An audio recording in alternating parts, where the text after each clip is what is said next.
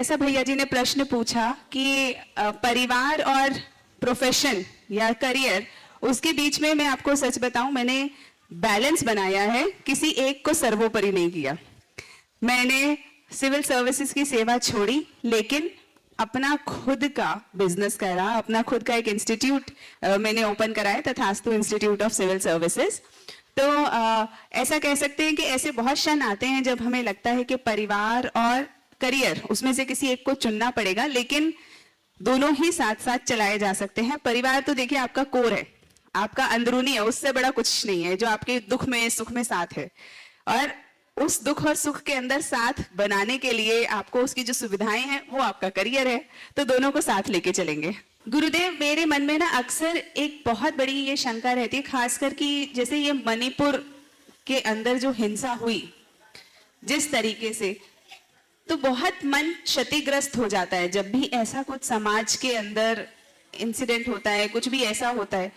मतलब ऐसा महसूस होने लगता है, क्या वो लोग भी इंसान ही हैं जिन लोगों ने कभी इस तरीके की कोई घटना करी, इस तरीके का अपराध किया? तो क्या क्या किया जा सकता है? मतलब कि क्या धर्म उनका कुछ सुधार कर सकता है किसी तरीके से? देखिए, आपने बहुत ही गंभीर मुद्दा उठाया। मणिपुर की जो हिंसा है वो बर्बरता का चरम रूप। मनुष्य के अंदर इस स्तर की दरिंदगी छा सकती है, इसकी कभी कल्पना भी नहीं की जा सकती। यह सब घटित हुआ।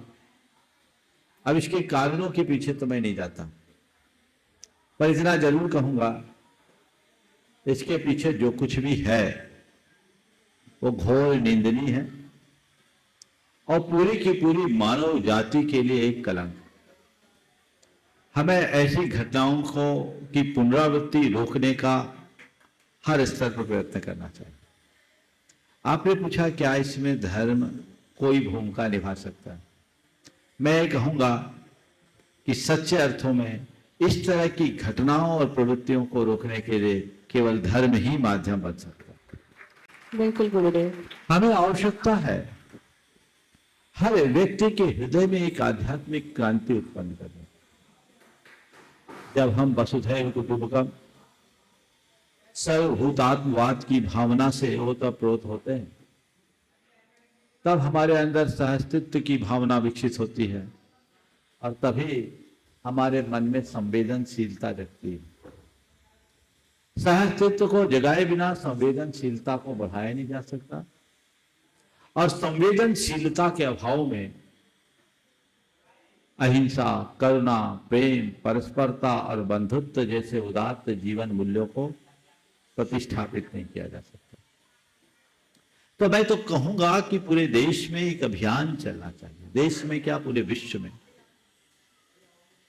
कि लोगों के अंदर सहअस्तित्व की भावना जागे। को एग्जिस्टेंस की बातें जो की जाती है, शब्दों से काम नहीं। जब तक हम सर्वभूतात्मवाद की भावना न जगाएं, जो हमारे मूलभूत भारतीय धर्मों का अंतरंग तत्व है, उसे हमें जगाना चाहिए। जी गुरुदेव, ऐसा एक अभियान होना चाहिए, क्योंकि आजकल का जो युवा है, मतलब मैं सोच सुनकर ही ऐसा लगता है कि कोई और भी सुनेगा तो क्या सोचेगा।